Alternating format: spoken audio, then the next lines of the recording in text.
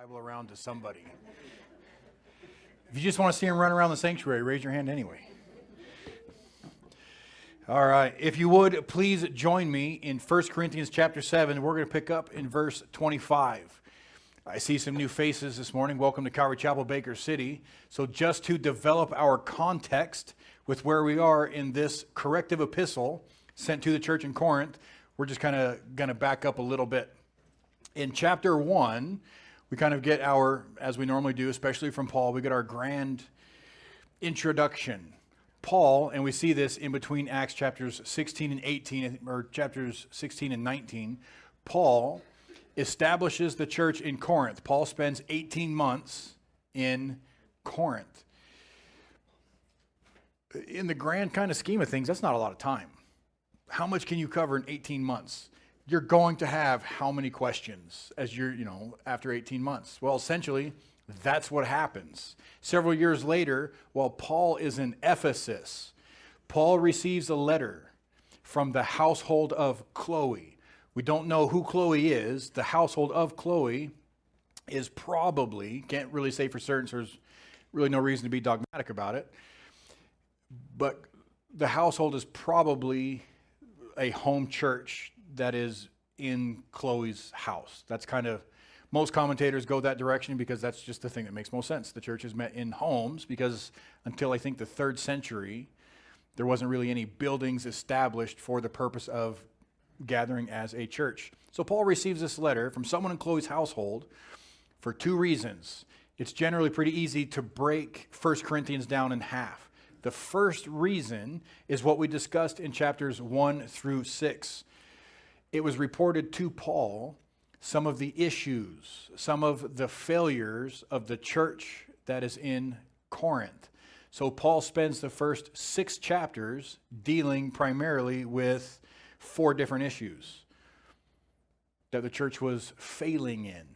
Issue number 1, discussed in chapters 1 through 4, is a lack of unity.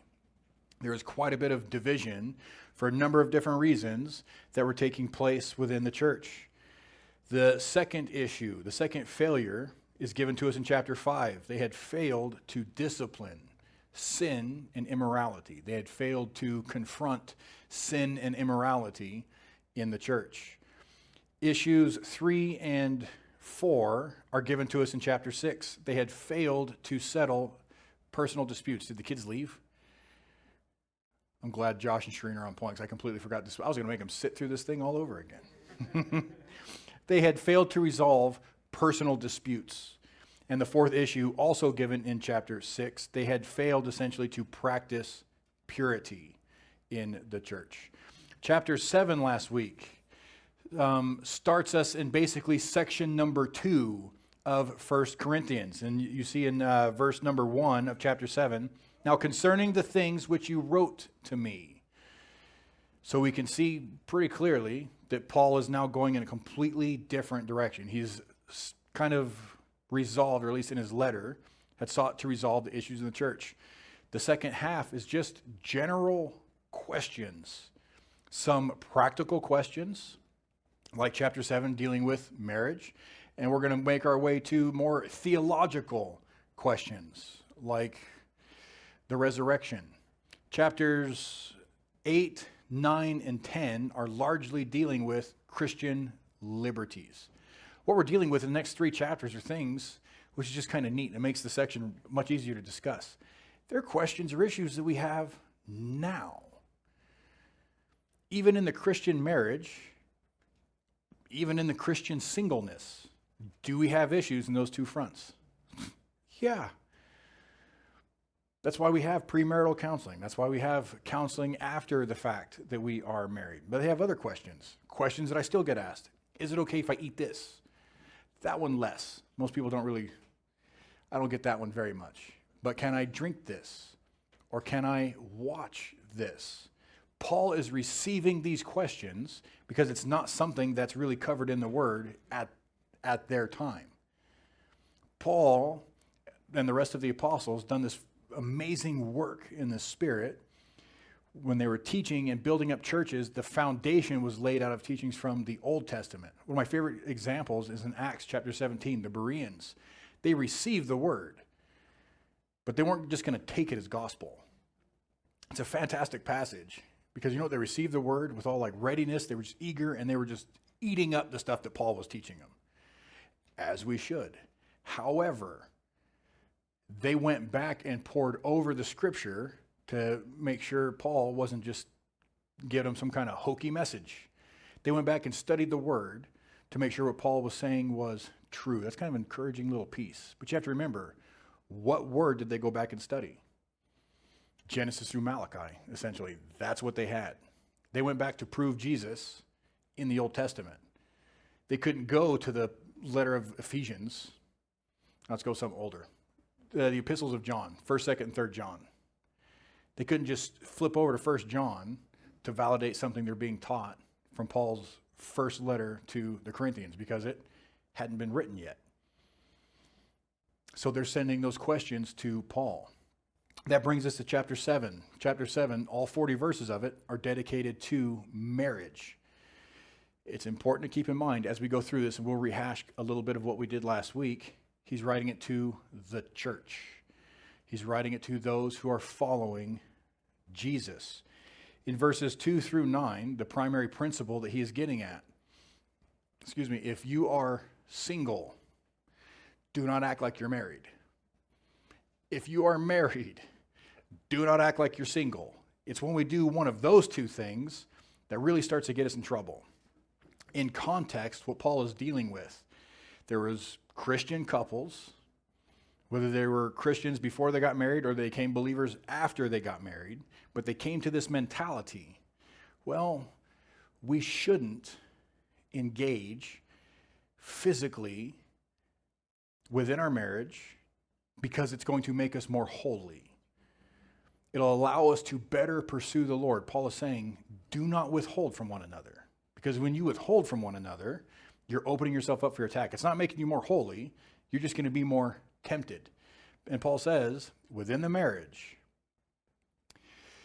if you want to withhold from one another, there's essentially two principles to it. First, you both have to mutually consent to it because you are both mutually obligated to one another. The second, don't let it take very long.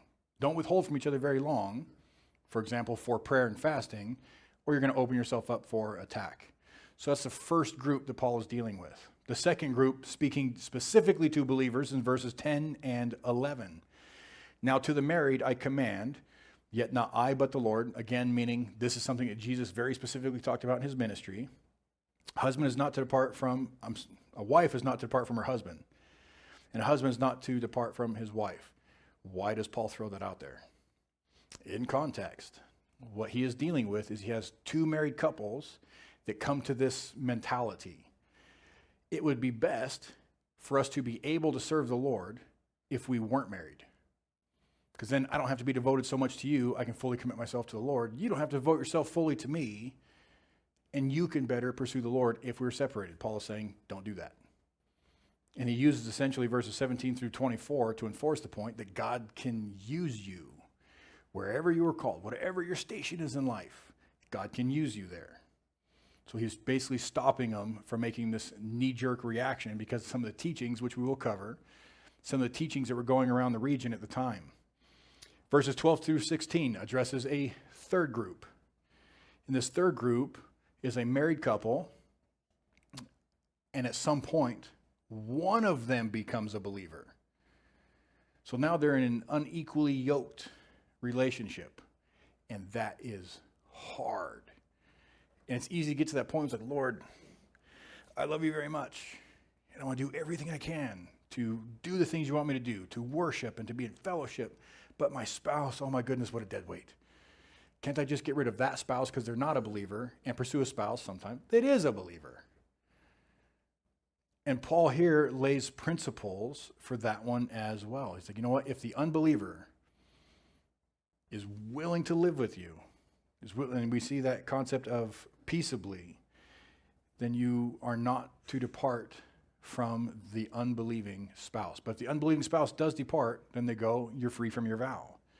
But if they're willing to live with you, do not depart from them. And he gives the underlying principle in verses 15 and 16. in verse 14, that the unbelieving is sanctified and the children being unclean versus holy. A lot of people have an issue with that one, so we're going to kind of recover it real quick. Unclean does not inherently mean saved or condemned. Holy does not necessarily mean saved. These are not words for salvation. Paul is using a very specific word. When Paul says unclean, now if I say, daughter, get out of my house, you're unclean, what am I saying? My 2-year-old probably outside having a dog poop fight with one of the neighbors. You're not touching anything inside this house because you are just dirty. When Paul says unclean, what is he saying? You have to remember he's a Jew, and how they looked at unclean really fell into 2 categories. There was morally unclean or morally defiled, and there was ceremonially defiled or ceremonially unclean. What Paul is getting at, if the believing spouse stays in the relationship with the unbelieving spouse, they are sanctified, not saved, but they are sanctified, which means they are set apart for a very specific privilege, a very specific influence of the Lord in their lives, because they're under that teaching, or they're under that conduct, or they're under that influence. The believing spouse is bringing those things into the home. In verse 25, now concerning virgins. Verse 25 is going to deal with the last group, which really breaks down into 2 groups. You have those, when it says virgins, if you move over to verse 34, there's a difference between a wife and a virgin, the unmarried woman. So we're talking about virgin, we're talking about somebody who has not been married. That's the context of this last group. As a subcategory of this last group, Paul's also going to spend a couple of verses talking about widows. So this is what we're dealing with now. So now concerning virgins, I have no commandment from the Lord, yet I give judgment as one whom the Lord in his mercy has made trustworthy. Matt, can we turn the air conditioning on or higher? I'm cooking. I think a few other people are cooking a little bit too. So concerning virgins, he says, I have no commandment from the Lord. What does that mean? It doesn't mean Paul is going off the rails and doing whatever he wants to do. What he's saying is, in Jesus's public ministry, in Jesus's 3.5-year ministry, nobody approached him or his disciples with the question, Lord, I'm engaged to Susie, or Lord, my daughter, who has never been married, wants to get married. Is that a transgression? We don't see that question come up in the Gospels. And what we have from Paul is that question never came up during Jesus' ministry, and they're asking him now. It seems kind of a silly thing now, but we're very kind of washed culturally, this concept of marriage, which we'll continue to break down. But it's just neat to at least see these questions and the moving that the Spirit is doing to essentially kind of drive that question, to answer these things so that they can live in his presence practically every day. So he's saying it didn't come up during Jesus' earthly ministry, but because of verse 40, that he has the Spirit, and what we saw earlier chapters, that he was a trusted steward of the mysteries of God. What he's doing is giving inspired advice.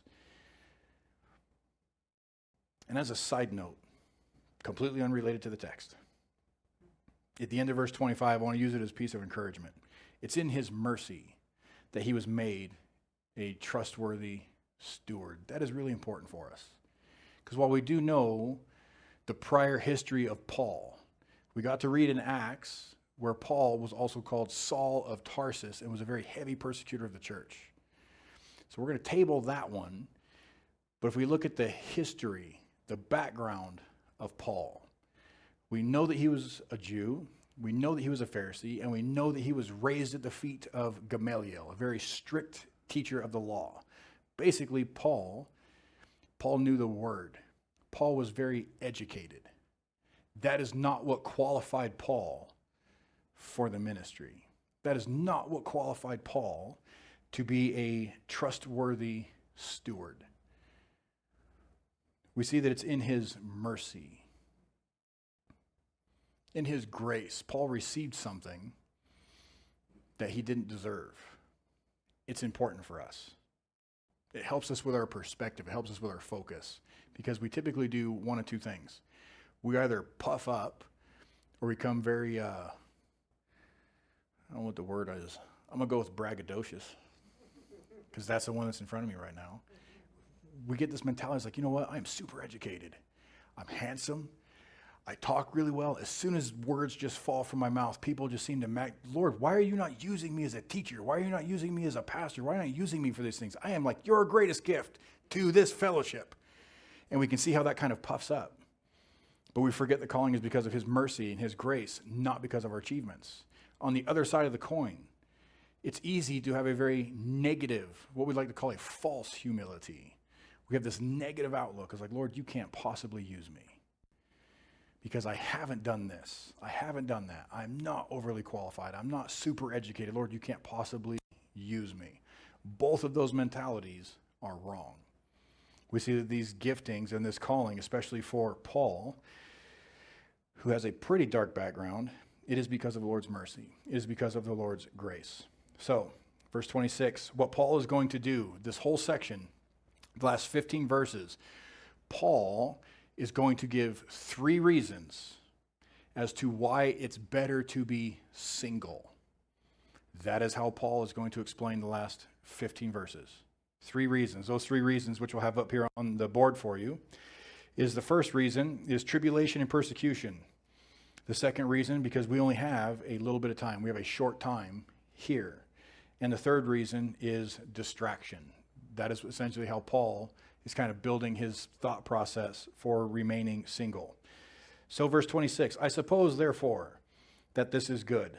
Referencing back to verse 1, it is good for a man not to touch a woman, because of the present distress, that it is good for a man to remain as he is, meaning single. What does Paul mean? So I guess the big reason is, what does Paul mean by this present distress? Paul is, I think, just generally talking about persecution. Persecution is hard. We don't really understand it because the Western churches we haven't really faced, at least in this country. I know, to the north of us they are. But we don't really face a lot of persecution for being believers. We get a little bit of backlash. We get made fun of. Maybe people yell a little bit. It's not really persecution. It's just not very nice. It hurts our feelings, I suppose, but it doesn't actually hurt anything else, if that makes sense. But should we face persecution as the individual? What I mean by persecution is, well, I guess 2 things. 1, threat of pain, suffering, physically, or death. Number 2 is loss of quality of life or livelihood. How does us being single make it easier to deal with persecution? One of the big things is, refuse Christ or die or be tortured or whatever it is. Things that we see in the Word and things we have seen historically. For us individually, I'd like to think it'd be easy to kind of move forward in boldness. Like, you know what, bring it on. I'm never going to reject Jesus. But what if the table turns a little bit? And it's all right. You're going to do this, or we're going to target your family. We're going to target your wife. We're going to target your kids. There is extra distress there. In Paul's time, when this was written, that hasn't quite gotten to that point yet, but it soon will, when Christianity is officially made an illegal religion. They didn't suffer persecution right away because they saw Christians as a sect of Judaism. And Judaism was an authorized religious institution to Rome. The other aspect is, what would you do or not do for your family? You have to put it in context, not just for the Jews, but also for the Gentiles, also for the Greeks, which is where Corinth is. You remember it's situated on that isthmus in southern Greece. For the Jews, for you to accept Christ and become a follower of Jesus, you were removed from the synagogues. You weren't allowed to go into the temple. So any business-related anything going with the temple, you weren't really allowed to participate anymore. If the families found out you're a believer, you were ostracized from the community. You've lost your job, you've lost your home, and very possibly you've lost your family. But for the Greeks, The Grecian and Roman culture, they had workers' guilds. A great example is fishermen. So let's say you're a part of a fisherman guild. At the start of the day and at the end of the day, you had to render some sort of sacrifice. Typically, it was a pinch of whatever salt or incense to a flame bust of, for example, if you're a fisherman, it would be to Neptune, god of the seas. Please give us safe passage on the seas and let us have a great big bounty of fish. Christians have a problem with that. We're not going to bend the knee to a false god. So they would refuse. So what happens, especially in a superstitious, anybody familiar with the book of Jonah, a superstitious, I don't know there's anybody more superstitious than fishermen. We do the weirdest stuff just to catch a fish.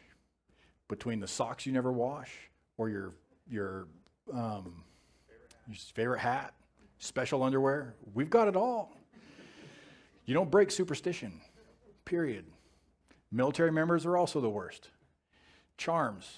It's a little candy. It's like the greatest candy ever. You did not want to be the guy caught eating charms. In the infantry, charms were like the worst luck ever. The fishing boat, speaking of fishermen, we went deep sea fishing, I think last year, maybe it was the year before.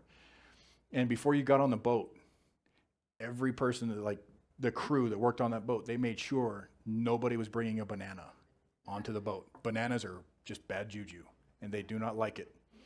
No bananas allowed on the boat. So if you're the one that will not render your worship or your offering to Neptune, do you think they're going to let you on the boat? They will not. So now you've lost your job. Once Christianity started to move to more of an illegal state in the first century, if you reported your neighbor and it was found out that they were a follower of the way, you got 10% of the stuff out of their home. So the persecution got intense. Now for myself, for the individual, it's easy. It's like, you know what? Take my body, take my stuff, whatever. You can't take my faith.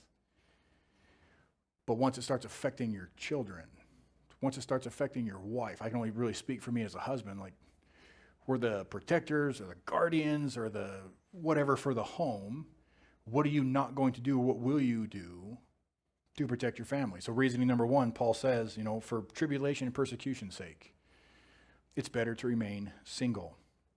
Verse 27 is an important verse for the whole rest of the section. Are you bound to a wife? Do not seek to be loosed. Are you loosed from a wife? Do not seek a wife. What Paul is doing, he's setting parameters. He's setting a boundary for the whole rest of the text. If you are married, stay married. If you are single, stay single. It's not that Paul is reiterating himself from the first 24 verses. You're going to see in the next few verses how easy it's going to be for people to take it out of context. So he's setting a boundary just to make sure people understand exactly the direction that he is going, and this is why. Verse 28. But even if you do marry, you have not sinned. And if a virgin marries, she has not sinned. Nevertheless, such will have trouble in the flesh, but I would spare you. So again, Paul's saying, if you want to get married, get married. If you're a virgin, meaning you've never been married before, and the assumption in the text, even in the word in the Greek, is someone who has not had intercourse.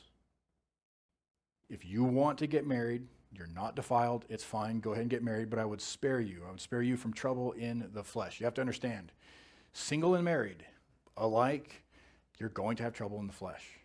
Anybody in here that's married, regardless if you're both Christians, you kind of understand this one. You can still have trouble in the flesh. Paul's saying, I'm going to spare you from that one. 29. But this I say, brethren, the time is short. This is reason number 2. Time is short. What does that mean? Time is short. Because we've kind of approached 2 different aspects of time so far. In Revelation chapter 1, we're introduced to these things are going to happen quickly. And we get kind of confused. It's like, Pastor, define quickly. Because this particular book of Revelation, was written almost 2,000 years ago. That doesn't seem very quick. But that word in the Greek for time there is tachos. It's one of my favorite words in the Greek because it almost looks like tacos. So it's like one of the easiest words to memorize in the Greek. But that's where we get the word for tachometer. It measures speed. It measures velocity. So once this thing starts, meaning that final tribulation period, that 7-year judgment, it's going to happen quickly. The word that we have here, time is short. We have a great reference in Matthew 24:44, meaning we don't know when he's going to come back. Which means, just like the bride, we have to be ready to go at any moment. That is essentially what Paul's dealing with. We'll finish the passage before we continue to break it down. But this I say, brethren, the time is short, so that from now on, even those who have wives should be as though they had none. Those who weep, as though they did not weep. Those who rejoice, as though they did not rejoice. Those who buy, as though they did not possess. And those who use this world as not misusing it. For the form of this world is passing away, which means it is not lasting. The form of this world and all of the stuff in it, these are all temporary things. They will not last. They are going to pass. In that last day, normally we'd spend a lot of time breaking down prophecy here, but since we just finished the book of Revelation, I don't really feel that that's necessary. We know what's going to happen at the end. All gone. And all things are going to be completely made new. Paul brings up essentially 3 points within these couple of verses. First, not to be committed to temporary matters. Second, to live as if time is short. And thirdly, our earthly family is not the only family that matters. We kind of understand the first one. The second one is a great one. To live as if time is short. We get very, as he breaks it down in verse 31, those who use this world is not misusing it. We get very focused on our stuff. We get very focused on the temporary. A situation almost came up a few years ago because of the fires. They considered the concept of evacuating the town. Let me ask you something. If you had to evacuate and you had 15 minutes to do it, how easy would it be for you to pack and get out of town? How much time would you need? And some people might say, well, I don't need that much time at all because I have 3 different vehicles. I can just pack up all 3 of those vehicles real quick with all my stuff before I need to evacuate town. We're very over-encumbered as a church. We're very focused on our stuff as a church, which is a drag because this isn't our citizenship. How many people have ever gone through customs? How many people have been stopped because they tried to sneak something through customs that they were not supposed to take into the next area? Yeah, myself included. Oh boy. It's essentially going to be the same thing for heaven. Once we get to that thing, you're going to notice there's a whole bunch of stuff that you just could not take with you. Paul's saying we can't be stuck on temporary things. We can't be committed to temporary matters. Now let's put it in context because here's the issue. Pastor, I get we're not supposed to be focused on the temporary stuff. What in the world does that have to do with marriage? My friends, you have to understand something. Marriage is temporary. Now, this is important. Marriage is temporary based on God's timeline. Marriage is not supposed to be temporary based on our timeline because we're displeased with our spouse or whatever it is, aside from what we had already covered from Jesus last week. Marriage is a temporary thing. If you would, well, I think we'll have it on the board for you. In Matthew chapter 22, verse 30, this is that section where the Sadducees had approached Jesus about a question dealing with the resurrection. The Sadducean party, so you have the Pharisees, Sadducees, scribes. The Sadducees did not believe in the resurrection. They did not believe in angels. They were very just strictly to the law of the letter. That's why they were always very sad. So they approached Jesus about this question. It was like, okay, Lord, let's talk about the resurrection. This is that section of Matthew where they're trying to really trap Jesus. So they come with him with this ridiculous hypothetical questions. Like, Lord, there's a woman who marries a dude. Dude dies. So the wife marries the brother of the guy. And then the brother dies. So the wife marries the next one. And he dies. And this goes on, I think, to 7 brothers. He's like, so in the resurrection, whose wife is she? The first brother or the last brother? It's not the way I would propose the question. Or at least the question is proposed fine. I am really glad that day to day, Jesus is making me look more like him. Because I would not have responded to their question the way that Jesus did. I wouldn't have had my focus on the resurrection. I had my focus on the wife. If she marries 7 brothers and they all keep passing away, I think there's something kind of wrong going on with the wife. But this is how Jesus answers the question. In chapter 22, verse 30 of the book of Matthew, for in the resurrection, they neither marry nor are given in marriage, but are like angels of God in heaven. We have a very hard time with this passage. While Megan and I were engaged, we were not just really new to each other, but we were new in the faith. And this passage kind of landed on me. I was like, babe, we're not even going to be married in heaven. Because I came out of a different background. As a youth, I was in the LDS community. They teach quite contrary to Jesus' teaching here. They believe that you can be married in heaven, you can be sealed in heaven. She was pretty upset, which made me happy because I was like, oh my goodness, she really likes me. Now we've been married 20 years. You have to ask her how things are going now. But at that point in time, everything was fantastic. Not that everything isn't good now. I don't want to put that idea in your mind. But we have to understand that marriage is temporary. That doesn't mean that marriage isn't a blessing. Marriage is a great thing. To have a helpmate. And I would encourage you, if you're a word nerd, and we see a helper comparable to him in the book of Genesis, you should study that word, azer, which is what it is in the Hebrew. It is a cool word. If you see how that word is used in Psalms, it might change the way that you view your spouse. Because it is a great word that I, do not have time to even get into today. So why is marriage temporary? Setting aside the fact that it is a blessing, setting aside the fact that we have a helpmate, setting all that stuff aside, we have to look at the other primary function of marriage. It's propagation, the continuance of the species. In the resurrection, in our eternal state, there is no longer need for propagation. We are in an eternal state. So that's why Paul does one of two things. Says, that's not where I'm at. Says that because the time is short, even those who have wives should be as though they had none. If you are putting your marriage first and not Christ first, it's going to bring an extra hardship into your marriage. We have to understand that one. Because it's easy to be in the mentality of two things.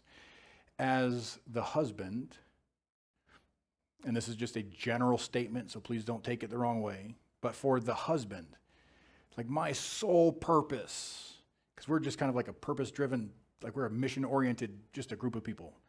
My sole purpose is to love my wife, honor my wife, cherish my wife, protect my wife, just make sure that she is my focus.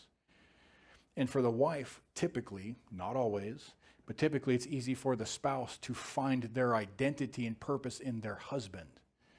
And we get to this place as husband and wife. My sole purpose in life is to make you happy. Now, is that a great goal? I mean, kinda, when you say it. But the problem is, your spouse isn't always going to make you happy. How many of us have been married for 15, 20, 30 years? You've probably got a laundry list of, well, that didn't make me happy. So if your whole identity is found in your spouse, and either you're failing there or your spouse is failing, it just wrecks your identity. However, if you are the husband or the wife pursuing the Lord, your identity is in God, and your first focus is the Lord, it is going to affect your marriage And it's going to affect your child rearing, how you're raising your children. If both parents are first seeking the Lord, if you are a child of God in the will of God, functioning that way in the relationship, in the marriage, and you're both pursuing the Lord, that's going to be a blessing to your marriage. It's cultural. It's a cultural teaching that we should focus on ourselves or we should focus on our spouse. The first priority in the marriage should be the Lord. The second point that I wanted to make, this is why Paul put verse 27 in there first. Because it's easy to take verse 29 out of context. Time is short. If you have a wife, it's better to live like you don't have one. How can we take that out of context? So that's why Paul puts parameters on this particular teaching. So it's important for us to understand that it is temporary. So that's point number 2. We have a short time. Now moving on to number 3. But I want you to be without care. He who is unmarried cares for the things of the Lord, how he may please the Lord. But he who is married cares about the things of the world, how he may please his wife. So he says he doesn't want us to be burdened. That word for care is better rendered in ESV as anxiety. If you are married, you are going to have extra levels of anxieties. Why is that? He continues on in verse 34.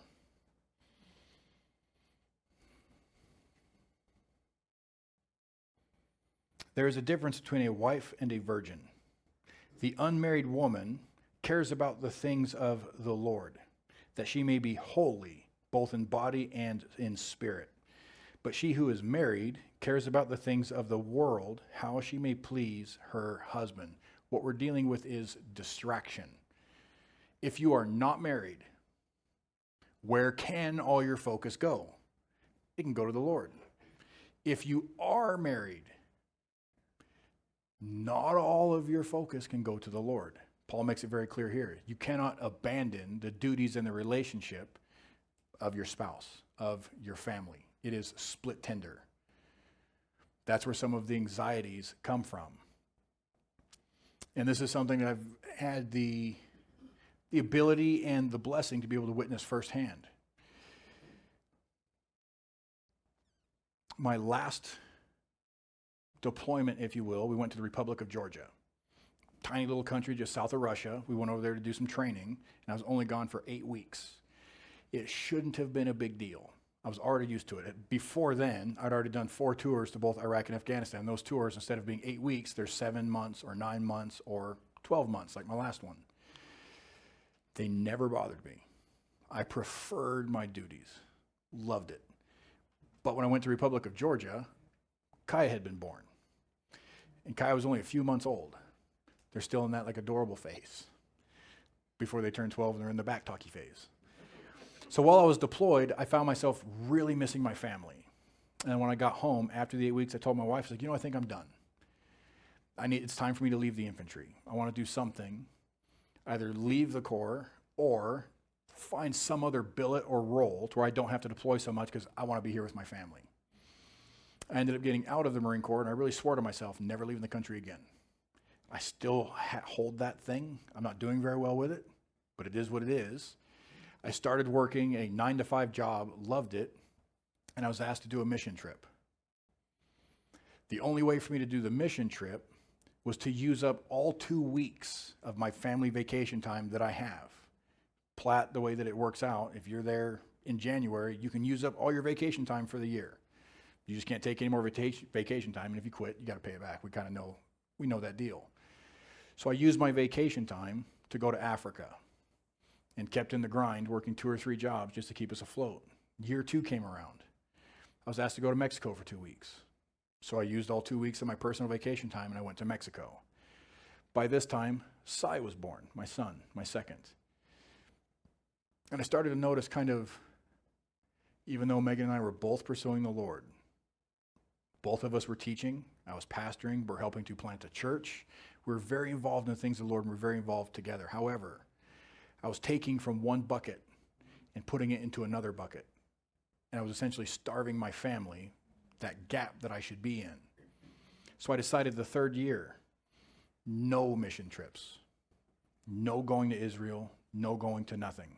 And I used those 2 weeks. We took my family down to the coast in SoCal. We went surfing for 2 weeks. And we've been doing it ever since. And that's one of the ways that we get to strengthen and spend that time. Now, am I in sin because I've chosen not to go on a mission trip and rather spend that 2 weeks strengthening my family? Not in sin. Now, I'm maybe robbed of a blessing in one area, but I have gained a blessing in another one. If you have a family, you have a responsibility to that family, but you also have a responsibility to the Lord. This is essentially what Paul is getting at in verse 35. And this I say for your own profit, not that I may put a leash on you or put you back into bondage, but for what is proper, and that you may serve the Lord without distraction. Being married inherently has a distraction in it because you have to. What Paul is saying right here, you have to be also focused on your family. He's saying if you're single, stay single. Because now you can serve the Lord without distraction. So Paul is essentially getting to, he's not trying to put him in bondage. He's not putting him back in his concept of the law. But what he's trying to do is put things back into an eternal perspective. That is what Paul is getting at for verse 35. Verse 36 through verse 38. We're going to tackle this one a little bit differently than we normally do. So, 36. But if any man thinks he is behaving improperly towards his virgin, so if any man is behaving improperly towards his unmarried woman,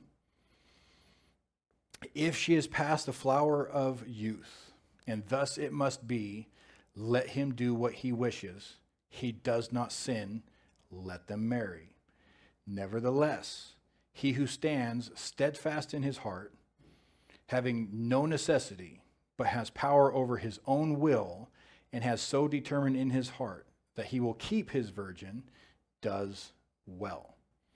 So then he who gives her in marriage does well, but he who does not give her in marriage does better. This is a very hard section to interpret. And it's also one of my favorite passages to teach as an example, because anybody in here that's a ESV reader, anybody in here reading out of the ESV right now? It doesn't read that way, does it? So I'm going to read that to you in the ESV, and then we'll break down the groups. If anyone thinks that he is not behaving properly toward his betrothed, if his passions are strong, and it has to be, let him do as he wishes, let them marry, it is no sin. But whoever is firmly established in his heart, being under no necessity, but having his desire under control, and has determined this in his heart, to keep her as his betrothed, he will do well. So then he who marries his betrothed does well, and he who refrains from marriage will do even better. It reads differently. It looks like we're dealing with more than one group. What are those two groups? Group number one, we're going to call that group New King James Version. It looks like we're dealing with kind of two different entities. We're either dealing with fiance and I guess it's other fiance. So we're dealing with two people that are betrothed or they're engaged and they want to be married. And then under the New King James, it also looks like the other group is dad. The father, the patriarch, in both cultures had the authority to allow the daughter or son to be married, but they also had the responsibility to arrange or to set up the marriage. In the King James, it looks like we're dealing with kind of those two groups. In the ESV, which quite frankly, I kind of prefer the rendering there, it looks like we're only dealing with one group, the two that are engaged. Before we break it down, it's important to understand. We are kind of very culturally washed here.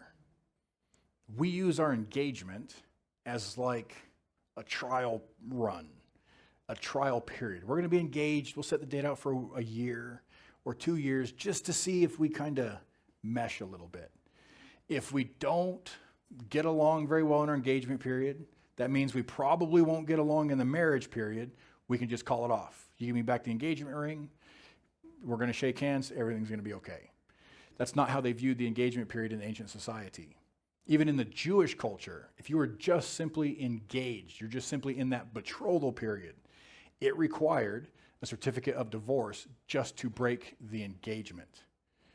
So the engagement thing was a big deal. What are we dealing with in this text?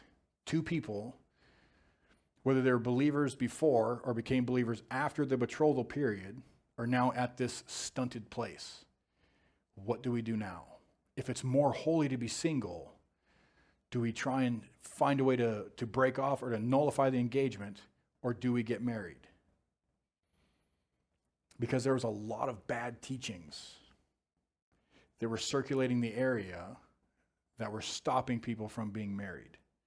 Paul addresses it, and I'll read all of the verses, but in 1 Timothy chapter 4, namely verses 1 through 3. Now the Spirit expressly says that in latter times some will depart from the faith, giving heed to deceiving spirits and doctrines of demons, speaking lies and hypocrisy, having their own conscience seared with a hot iron, forbidding to marry, and commanding to abstain from foods which God created to be received with thanksgiving by those who believe and know the truth. There was a teaching that was going around that Paul says it's a teaching from demons, that you must not get married because it is sin. Even Paul in his conversation in chapter 7 says in verse 6, as I say this as a concession, not as a commandment. He doesn't want them put back into bondage, but he wants things in the eternal perspective. So essentially for the ESV group, is what we'll call it, if they desire to get married and they don't have the gifting to be single, let them marry, they do not sin. For the other group, the New King James group, the fiancés, and perhaps the father figure, the rendering that I really don't prefer, I have this to read to you.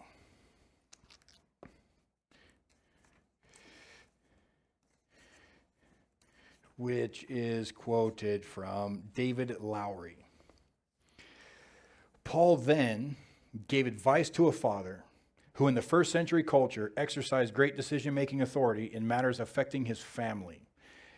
A father may have decided that his daughter should not marry, possibly due to reasons similar to those Paul had mentioned in chapter 7, verses 25 through 34. But in coming to this decision, the father had not reckoned with the fact that his daughter might not be able to remain single. She might not possess the gift, from verse 7, of celibacy. If so, Paul recommended that the father should not feel obligated to hold to his previous commitment, but instead let his daughter marry. However, the father should feel free to follow through on his conviction to keep his daughter single if three conditions were met. First, he had a settled and firm conviction about the propriety of her celibacy. Second, he was in a position where he was free to exercise his authority. That is, he was not a slave, in which case the master could determine the daughter's destiny. And three, he was under no compulsion from evidence which suggested that his daughter was not able to remain single but required marriage instead. If these conditions were met, then the father did well not to give her in marriage. It is a tricky section, and people fight over those views. Are we dealing with a dad in the equation? Are we simply dealing with the two, like the ESV rendering, just the two that were engaged in the situation under the authority of the church? I can't say 100% either way. So essentially what we need to do is stick to the text. And I think largely we see direction in verse 37. How do I know if I'm gifted to be celibate? Because it takes a gifting. How do I know that I'm gifted to be marriage? Because it takes a gifting. Both require a gifting, and both in themselves from God are or can be a gift. But if you are steadfast in your heart, having no necessity but have power over your own will, you probably have the gifting of celibacy. What Paul is getting at is if you have someone who is not married, or if you are not married and you are engaged, if you want to get married, you are not in sin. If you do not want to get married, you are not in sin. So long as you're not married pretending to be single, or you're single acting like you're married. I know culture likes to kind of put a fuzzy line in there, but the Bible does not. There is a difference, verse 34, between a wife and a virgin. There is a difference. Boyfriends do not, so if you're a Christian especially, boyfriends do not get husband privileges. Girlfriends do not get wife privileges. There is a difference. But he says they do not sin. Back to verse 36. If a man thinks he is behaving improperly towards his virgin, what does that mean? How would someone, whether it's a fiance or a father, and we'll talk about both, how does someone behave improperly towards their virgin? If you are the father, denying them the ability to be married for this reason of, well, it's just more holy if you just don't. And they do not have the gift of celibacy. You could be behaving improperly. For the fiance, a couple of things. In the ESV rendering, it tells us about sexual immorality. Being engaged is hard because you are one step closer to having your wife. We like to transgress, or we like to kind of trespass that line of engagement. It's like, well, we're already basically married, so we can already basically act like we're married. That is transgression. That is sin. I will say this. If you are two believers and you are in the will of God, and you know that neither of you are called or gifted specifically for celibacy, there is no reason for a prolonged engagement. Get married. All you're doing in that time of separation is bringing on extra levels of temptation. And the other thing that Paul gets to in the New King James Version, if she has passed the flower of her youth, meaning they're not entirely sure what they're going to do, and they're just going to stall it, and both of them are just getting older. It's like, well, if you're dragging it out so long that now nobody else wants to marry her, you're only doing damage. That's essentially what Paul is getting at. So, verse 37, back to the end of verse 37. And has so determined in his heart that he will keep his virgin, does well. What does Paul mean? I love that word in the Greek. It means you have a greater advantage because you are not distracted. Now, do you have a great advantage being married? Yeah. If you're a husband and wife team, they're both dedicated to the Lord and are growing closer to the Lord together and closer to one another in the Lord. I got to tell you, you are a force to be reckoned with. That's why Christian marriages are so under attack, and they really are. The enemy doesn't like it because you're just a greater weapon, and it makes sense. What's rule number one of a gunfight?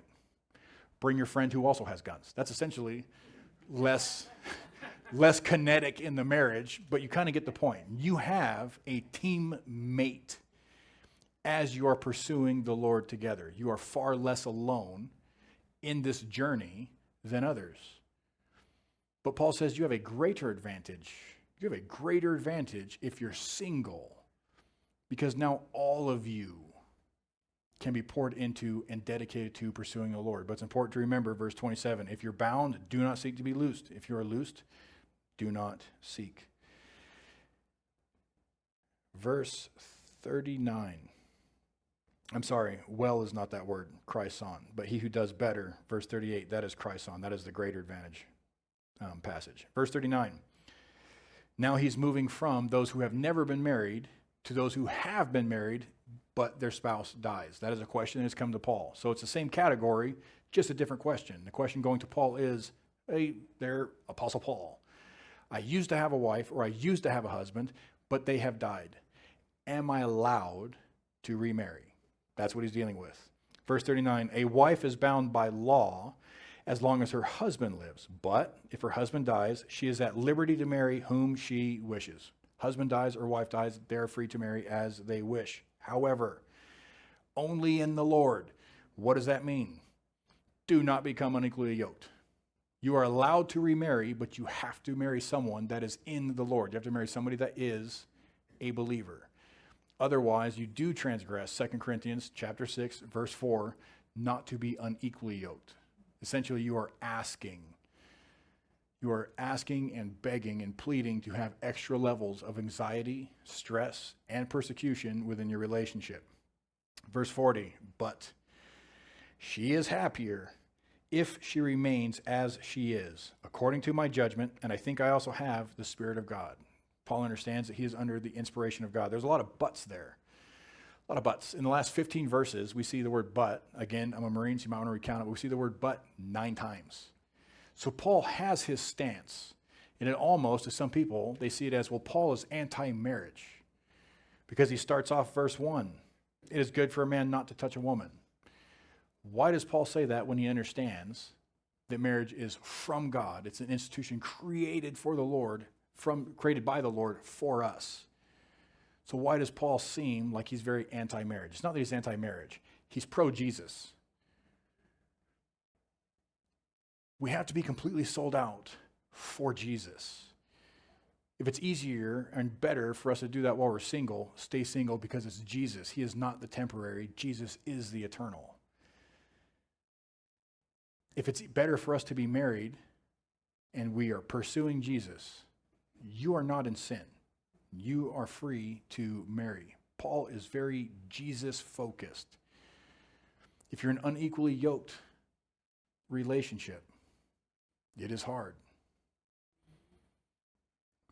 Which is why Paul emphasizes the point harshly in 2 Corinthians, do not seek to be unequally yoked. The purpose of marriage, and we ask it and we teach it all the time in our premarital counseling. We ask them, what is the purpose of marriage? It's like, well, she makes me happy. It's like, well, I got to tell you, buddy, there's going to come a time where she won't. It's like, he makes me feel happy and validated.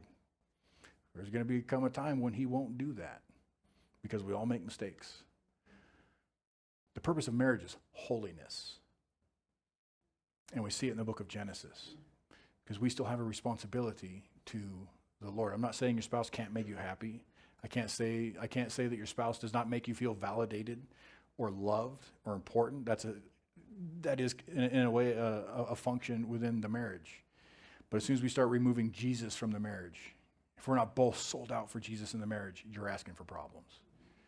So Paul says, if you want to remarry, do it.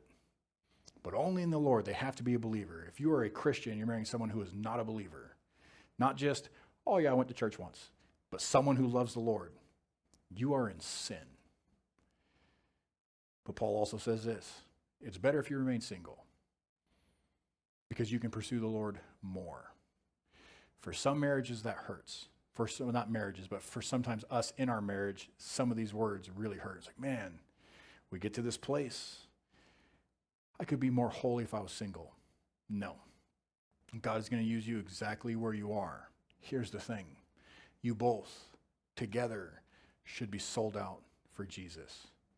If you are not and you're struggling in your marriage, one of the first questions I ask when someone comes to me about marital counseling, I always have 2 questions. Are you reading together and are you praying together? That's when people get quiet. And it's like, where's the number 1? Are you guys going into fellowship together? And we see that one is either kind of outperforming the other, or nobody in the marriage is truly seeking the Lord. Then all of that perspective and all of that focus is on yourself. You're going to have extra issues because you're not even inviting the Spirit into the situation.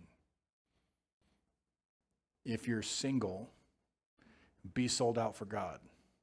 If you're married, the 2 of you, be sold out for God. The Lord is going to use your singleness. The Lord is going to use your marriedness. Yeah, right? Just the same. Let's pray together. Lord, thank you so much for today. Lord, I am very excited and very grateful for today, God, that we get to see people make decisions for you today. Lord, this is a hard text for us. It's hard for us that are single. Lord, it is hard for us that are married. But it's your word. And we know, Lord, what your word does. that we are washed by it, that we are strengthened and nourished by it, and that we are sanctified by it. Those things, Lord, that we can grow in and through, we pray that your Spirit, Lord, would do those things in us. And Lord, those areas where there is conviction, we pray for faith in that conviction. That as single we would pursue you more, and as married couples we would pursue you more together. And that you would be glorified in all things. We love you, Lord, and we praise you. And we pray in your holy name. Amen.